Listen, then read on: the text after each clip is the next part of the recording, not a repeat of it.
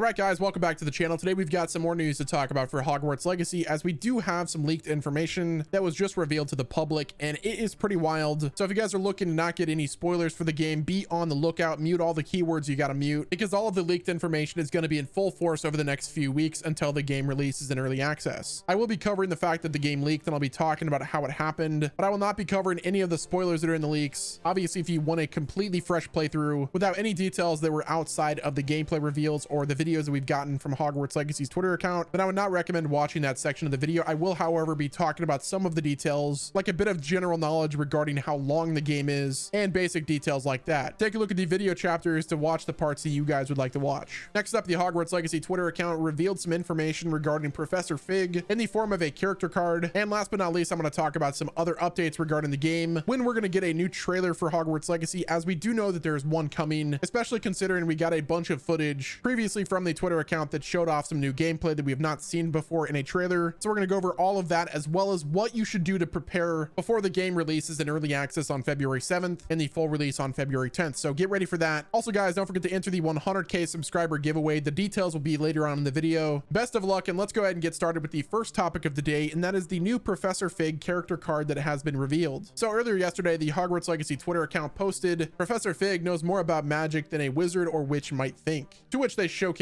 the new character card that states this: "The magical theory professor at Hogwarts left behind his aspirations of working for the Ministry of Magic to follow his wife Miriam around the world as she researched the seeming disappearance of ancient magic. He eventually grew weary of this quest and left her to continue on her own while he took on the job as magical theory professor at Hogwarts. When Miriam was killed during her travels, Fig felt responsible because he was not there, a guilt that haunts him to this day. He is determined to understand why and how she died and to finish her work. Fig is a kind, knowledgeable professor and will be one of the player's greatest allies during their time at Hogwarts with respect to the trials that they will face both inside and outside the castle walls." And I've just got to say, those details about Professor Fig sound pretty awesome. I wasn't expecting him to be a Gryffindor, but he indeed is. And I, for one, am really interested to see what kind of dynamic the player character will have with this professor. I'm kind of thinking Fig will be similar to like a Professor Lupin, where he's there to help the main character, but I'm sure will cause some major inconveniences as well. Next up, I want to talk about when the next potential gameplay reveal will be. Obviously, we've gotten two gameplay reveals, but one thing that we have not gotten to see yet is a final reveal launch trailer that could be happening literally any time now. We're already halfway through January, and with that, we could see at least another ASMR video, potentially a gameplay showcase 3, but at the very bare minimum, the official launch trailer. We can obviously hold out hope for another gameplay showcase, but honestly, at the very least, we'll get at least one more big trailer before the game releases into the wild on February 10th. It's an exciting time for Hogwarts Legacy, but that brings us into our next topic of the video, and that is the massive leak that has just gone down for Hogwarts Legacy, as we've got some new screenshots as well as new details that have been revealed. Like I said before in the video, I'm not going to be covering everything in detail. You guys will have to find all of the potential spoilers on your own, but essentially what happened, I'll break it down for you guys. Yesterday on Twitter, the official art book for Hogwarts Legacy was revealed. There was some leaked images in that do give us a lot of details for the game, but along with that, there were some details that were revealed online about the game duration, the actual world map revealed, and a few other details like that